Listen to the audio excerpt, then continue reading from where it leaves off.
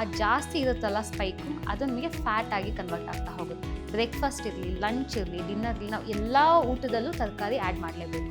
But ನೀವೇನೋ sitting job ಮಾಡ್ತಾ ಇದ್ದೀರಾ, ಎನಿಥಿಂಗ್ ಕುತ್ಕೊಂಡು ಕೆಲಸ ಮಾಡೋದಾದರೆ ಆದಷ್ಟು ನಾನು ಹೇಳೋದು ಟೈಮಿಂಗ್ಸ್ ಮೇಂಟೈನ್ ಮಾಡಿ. ನಾವು ಏನೇ ಊಟ ಮಾಡಲಿ ಅದು ಶುಗರ್ನ ಕಮ್ಮಿ ಮಾಡ್ತಾ ಹೋಗುತ್ತೆ, ಅಂದರೆ ನಿಧಾನ ರಿಲೀಸ್ ಮಾಡ್ತಾ ಹೋಗುತ್ತೆ.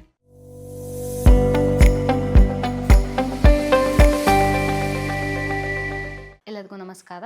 ನಾನು ನಿಮ್ಮ ಡೈಟಿಷಿಯನ್ ಆಶುಗೌಡ ಮಾತಾಡ್ತಾ ಇದ್ದೀನಿ. ಇವತ್ತು ಗ್ಲೈಸಮಿಕ್ ಇಂಡೆಕ್ಸ್ ಬಗ್ಗೆ ತಿಳ್ಕೊಳ್ಳೋಣ. ಈ ಗ್ಲೈಸಮಿಕ್ ಇಂಡೆಕ್ಸ್ ಅಂದರೆ ಏನು? ಅಂದರೆ ನಾವು ಏನೇ ಊಟ ಮಾಡಲಿ ಅದು ಎಷ್ಟು ಬೇಗ ಶುಗರ್ ಸ್ಪೈಕ್ ಆಗುತ್ತೆ ಅಂತ ನಾವು ಸ್ಪೈಕ್ ಆಗುತ್ತಲ್ಲ, ಅದನ್ನು ನಾವು ಗ್ಲೈಸಮಿಕ್ ಇಂಡೆಕ್ಸ್ ಅಂತ ಹೇಳ್ತೀವಿ. ಎಕ್ಸಾಂಪಲ್ ಅಂದರೆ ಉದಾಹರಣೆಗೆ, ಈಗ ಸಕ್ಕರೆ ತಿಂದಿರ್ತೀವಿ, ಒಂದು ಲೋಟ ಕಾಫಿ ಕುಡ್ದಿರ್ತೀವಿ. ಆ ಕಾಫಿ ಕುಡಿದ ತಕ್ಷಣ ಇಮಿಡಿಯೇಟಾಗಿ ನಮಗೆ ಸ್ಪೈಕ್ ಆಗುತ್ತೆ, ಅದನ್ನು ನಾವು ಹೈ ಗ್ಲೈಸಮಿಕ್ಸ್ ಇಂಡೆಕ್ಸ್ ಅಂತ ಹೇಳ್ತೀವಿ. ಅದೇ ನಾವು ನಾರ್ಮಲ್ ಬ್ಯಾಲೆನ್ಸ್ ಡಯಟ್ ಮಾಡಿದಾಗ ಅದು ನಿಧಾನ ಶುಗರ್ ನಮಗೆ ನಿಧಾನಕ್ಕೆ ಸ್ಪೈಕ್ ಆಗ್ತಾ ಹೋಗುತ್ತೆ, ಅದನ್ನು ನಾವು ನಾರ್ಮಲ್ ಲೋ ಗ್ಲೈಸಮಿಕ್ ಇಂಡೆಕ್ಸ್ ಅಂತ ನಾವು ಹೇಳ್ತಾ ಹೋಗ್ತೀವಿ.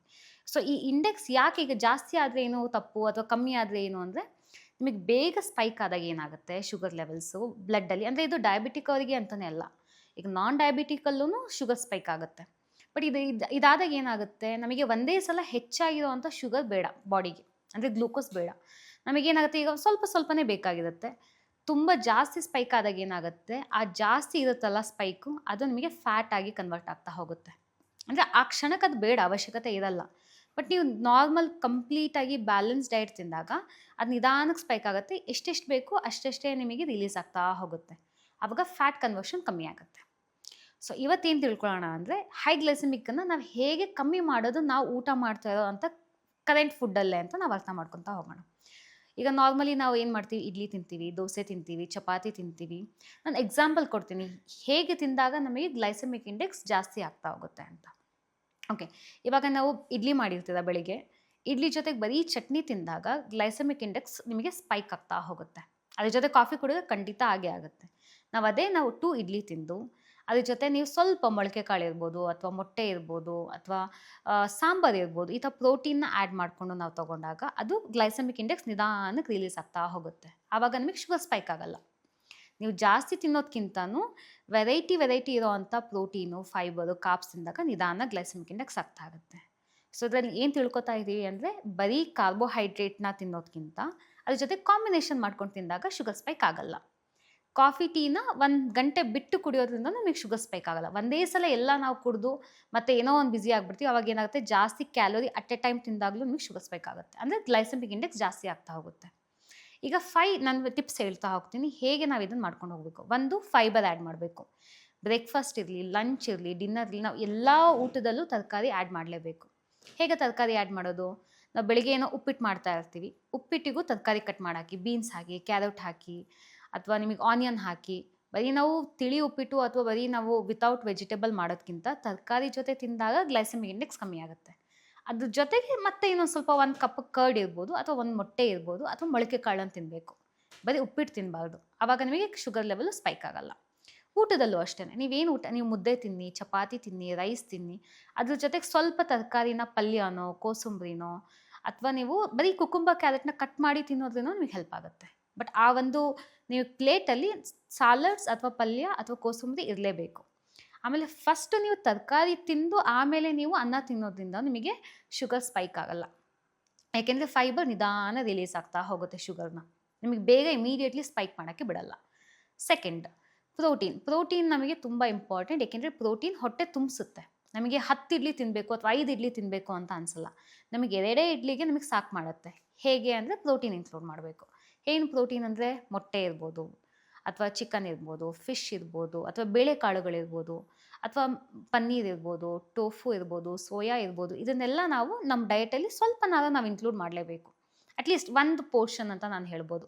ನಿಮ್ದೀಗ 1 ಪ್ಲೇಟಲ್ಲಿ 25% ನೀವು ಪ್ರೋಟೀನ್ ಇನ್ಕ್ಲೂಡ್ ಮಾಡಬೇಕಾಗತ್ತೆ. ಇದ್ರ ಜೊತೆಗೆ ನಾವು ಹೆಲ್ತಿ ಫ್ಯಾಟ್ಸ್ ಅಂತ ಹೇಳ್ತೀವಿ. ಹೆಲ್ತಿ ಫ್ಯಾಟ್ಸ್ ಅಂದರೆ ಏನು? ಯೂಶ್ವಲಿ ತುಪ್ಪ ಇರ್ಬೋದು, ಅಥವಾ ಗಾಣದ ಎಣ್ಣೆ ಇರ್ಬೋದು. ನೀವು ಕೋಲ್ಡ್ ಪ್ರೆಸ್ಡ್ ಆಯಿಲ್ನ ಯೂಸ್ ಮಾಡೋದ್ರಿಂದ ನೀವು ಅಡುಗೆ ಮಾಡುವಾಗ, ಸಾಂಬಾರು ಮಾಡುವಾಗ ಈ ರಿಫೈನ್ಡ್ ಆಯಿಲ್ ಬದಲು ಗಾಣದ ಎಣ್ಣೆ ಯೂಸ್ ಮಾಡಿ, ಅಥವಾ ತುಪ್ಪ ಯೂಸ್ ಮಾಡ್ಬೋದು. ಇದನ್ನು ತುಂಬ ಜಾಸ್ತಿ ಯೂಸ್ ಮಾಡಬಾರ್ದು. ಒಂದು ಸ್ವಲ್ಪ ಒಗ್ಗರಣೆಗಿರ್ಬೋದು, ಅಥವಾ ಒಂದು ಸ್ಪೂನ್ 2 ಸ್ಪೂನ್ ನೀವು ಪರ್ ಮೀಲ್ ಯೂಸ್ ಮಾಡಿದ್ರೆ ಇಡೀ ಮನೆಯಲ್ಲೇ ನಿಮಗೆ ಎಲ್ಲರಿಗೂ ಫ್ಯಾಟ್ ಸಿಕ್ತಂಗೆ ಆಗುತ್ತೆ. ನೀವು ಇಲ್ಲ ಕೆಲವರೆಲ್ಲ ವಿತೌಟ್ ಆಯಿಲ್ ಕುಕ್ ಮಾಡಿರ್ತಾರೆ ಅಂದರೆ ನೀವು ಬೇಕಾದರೆ ಊಟಕ್ಕೆ 1/2 ಟೀ ಸ್ಪೂನ್ ಒಬ್ಬ ವ್ಯಕ್ತಿಗೆ ಹಾಕೋಬೋದು. ಸೊ ಹೆಲ್ತಿ ಫ್ಯಾಟ್ಸ್ನ ಇನ್ಕ್ಲೂಡ್ ಮಾಡ್ಕೋಬೇಕು. ಆ್ಯಂಡ್ ಟೈಮಿಂಗ್ಸ್ ಮೇಂಟೈನ್ ಮಾಡಬೇಕು. ಇವಾಗ ಏನಾಗುತ್ತೆ, ನೀವು ಊಟ 1 ಗಂಟೆಗೆ ಮಾಡಬೇಕು ಯೂಶ್ವಲಿ, ಎಲ್ಲ ಒಂದು ಜನರಲ್ ಆಗಿ ನಮಗೆ ಗೈಡ್ಲೈನ್ಸ್ ಇರೋ ಹಾಗೆ. ಬಟ್ ನಾವು ಊಟ 4 ಗಂಟೆಗೆ ಮಾಡ್ತಾ ಇದ್ದೀವಿ ಅಂದಾಗ 4 ಗಂಟೆಲಿ ನೀವು ಜಾಸ್ತಿ ತಿನ್ನೋ ಅಂಥ ಒಂದು ಆಪರ್ಚುನಿಟಿ ಜಾಸ್ತಿ ಇರುತ್ತೆ. ನೀವು ಆವಾಗ ಜಾಸ್ತಿ ತಿಂದಾಗ ಮತ್ತೆ ಶುಗರ್ ಸ್ಪೈಕ್ ಆಗುತ್ತೆ. ಹಾಗಾಗಿ ಮೀಲ್ ಟೈಮಿಂಗ್ಸನ್ನು ನೀವು ಮೇಂಟೈನ್ ಮಾಡಬೇಕಾಗತ್ತೆ. ಸೊ ಒಂದು ಫೈಬರ್ ಇನ್ಕ್ಲೂಡ್ ಮಾಡಬೇಕು, ಪ್ರೋಟೀನ್ ಇನ್ಕ್ಲೂಡ್ ಮಾಡಬೇಕು, ಅದ್ರ ಜೊತೆಗೆ ಊಟನ ಟೈಮ್ ಟು ಟೈಮ್ ಮಾಡ್ತಾ ಹೋಗಬೇಕು. ಒಂದೇ ಸಲ ಬರೀ ಕಾರ್ಬೋಹೈಡ್ರೇಟ್ನೇ ಜಾಸ್ತಿ ತಿನ್ನೋದಕ್ಕಿಂತನೂ ನೀವು ಬ್ಯಾಲೆನ್ಸ್ ಡಯಟ್ ತಿಂದಾಗ ನಿಮಗೇನಾಗುತ್ತೆ ಅಂದರೆ ಶುಗರು ಸ್ಪೈಕ್ ಆಗಲ್ಲ. ಶುಗರ್ ಸ್ಪೈಕ್ ಆಗಿಲ್ಲ ಅಂದರೆ ನಿಮಗೆ ಕನ್ವರ್ಷನ್ ಆಫ್ ಫ್ಯಾಟ್, ಅಂದರೆ ನಿಮಗೆ ಫ್ಯಾಟ್ ಡೆಪಾಸಿಷನ್ ಜಾಸ್ತಿ ಆಗಲ್ಲ, ವೆಯ್ಟು ಮ್ಯಾನೇಜ್ಮೆಂಟ್ ಆಗುತ್ತೆ. ಆಮೇಲೆ ನಮಗೆ ತುಂಬ ಸುಸ್ತಾಗಲ್ಲ. ಕೆಲವರಿಗೆ ಊಟ ಆದ ತಕ್ಷಣ ನಿದ್ರೆ ಬರುತ್ತೆ, ಸುಸ್ತಾಗುತ್ತೆ, ವೀಕ್ ಅನಿಸುತ್ತೆ. ಯಾಕೆ? ಬಿಕಾಸ್ ಆಫ್ ಹೈ ಕಾರ್ಬೋಹೈಡ್ರೇಟ್ ತಿಂದಿರ್ತಾರೆ. ಆ ಟೈಮಲ್ಲಿ ಬೇಗ ರಿಲೀಸ್ ಆಗುತ್ತೆ, ಮತ್ತೆ ಡ್ರಾಪ್ ಆಗುತ್ತೆ ಸ್ಪೈಕ್ ಆದಮೇಲಲ್ಲ, ಅವಾಗ ಮತ್ತೆ ನಿದ್ರೆ ಬರೋಕ್ಕೆ ಸ್ಟಾರ್ಟ್ ಆಗುತ್ತೆ. ಹಾಗಾಗಿ ಊಟನ ಆದಷ್ಟು ಬ್ಯಾಲೆನ್ಸ್ ಮಾಡ್ಕೊಳ್ಳಿ. ಏಕೆಂದರೆ ಇವತ್ತು ಎಲ್ಲರೂ ಸಹ ನಾವು ಕೆಲಸ ಮಾಡ್ತಾ ಇರೋದು ಸೆಡೆಂಟ್ರಿ ಲೈಫ್ ಸ್ಟೈಲ್ ಅಂತ. ನಾವು ಯಾರು ತುಂಬ ಕಷ್ಟಪಟ್ಟು ಓಡಾಡಿಕೊಂಡು ಕೆಲಸ ಮಾಡ್ತಾ ಇಲ್ಲ, ಕಮ್ಮಿ. ಈಗ 80% ನಾವು ಸೆಡೆಂಟ್ರಿ ಮಾಡಿದ್ರೆ 20% ಮಾಡ್ಬೋದಿಲ್ಲ ಅಂತ ಅಲ್ಲ. ಬಟ್ ನೀವೇನೋ ಸಿಟ್ಟಿಂಗ್ ಜಾಬ್ ಮಾಡ್ತಾ ಇದ್ದೀರಾ, ಡ್ರೈವರು, IT ಕೆಲಸ ಮಾಡ್ತಾ ಇರ್ತೀರಾ, ಅಥವಾ ಎನಿಥಿಂಗ್ ಕುತ್ಕೊಂಡು ಕೆಲಸ ಮಾಡೋದಾದರೆ ಆದಷ್ಟು ನಾನು ಹೇಳೋದು ಟೈಮಿಂಗ್ಸ್ ಮೇಂಟೈನ್ ಮಾಡಿ, ಜಾಸ್ತಿ ಒಂದೇ ಸಲ ತಿನ್ನೋಕೆ ಹೋಗಬೇಡಿ. ಓಕೆ. ಆ್ಯಂಡ್ ವೆರಿ ಇಂಪಾರ್ಟೆಂಟ್, ಕೆಲವೊಂದು ಸಲ ನಾವು ಲೆಮನ್ ಸ್ಕ್ವೀಸ್ ಮಾಡೋದ್ರೂ ಕೆಲವೊಂದು ಡಿಶಸ್ಸಲ್ಲಿ ಆವಾಗಲೂ ನಿಮಗೆ ಶುಗರ್ ಸ್ಪೈಕ್ ಆಗಲ್ಲ. ಈಗ ನಾನ್ ವೆಜ್ ಇರುತ್ತೆ, ನಾನ್ ವೆಜ್ ತಿಂತಾ ಇರ್ತೀರಾ, ಸ್ವಲ್ಪ ಲೆಮನ್ ಸ್ಕ್ವೀಸ್ ಮಾಡಿ, ಸ್ವಲ್ಪ ಆನಿಯನ್ ಅದ್ರ ಜೊತೆ ಇಟ್ಕೊಂಡು ವೆಜಿಟೇಬಲ್ ಜಾಸ್ತಿ ತಿನ್ನಿ, ಆವಾಗಲೂ ನಿಮಗೆ ಶುಗರ್ ಸ್ಪೈಕ್ ಆಗಲ್ಲ. ಆ್ಯಂಡ್ ವೆರಿ ಇಂಪಾರ್ಟೆಂಟ್, ನಮ್ಮ ಮೆಟಬಾಲಿಸಮ್ ಬೆಳಗ್ಗೆಯಿಂದ ಸಂಜೆ ತನಕ ಆಗೋ ಅಷ್ಟರಲ್ಲಿ ಲೋ ಆಗ್ತಾ ಹೋಗುತ್ತೆ. ನೀವು ಆದಷ್ಟು ಡಿನ್ನರ್ನ ಲೈಟಾಗಿ ತಿನ್ನಿ. ಕೆಲವೊಂದು ಸಲ ನಾವು ನಾರ್ಮಲ್ ಡಿನ್ನರ್ ತಿಂದಾಗ್ಲೂ 10 ಗಂಟೆಗೆ ತಿಂದರೆ ಅದು ಶುಗರ್ ಸ್ಪೈಕ್ ಆಗುತ್ತೆ. ನೀವು ಅದನ್ನು ಅಟ್ಲೀಸ್ಟ್ 8 ಗಂಟೆ 9 ಗಂಟೆ ಅಥವಾ 8:15 ಒಳಗೆ ಊಟ ಮಾಡಿಕೊಂಡಾಗ ನಿಮಗೆ ಆದಷ್ಟು ಶುಗರ್ ಸ್ಪೈಕ್ ಆಗಲ್ಲ.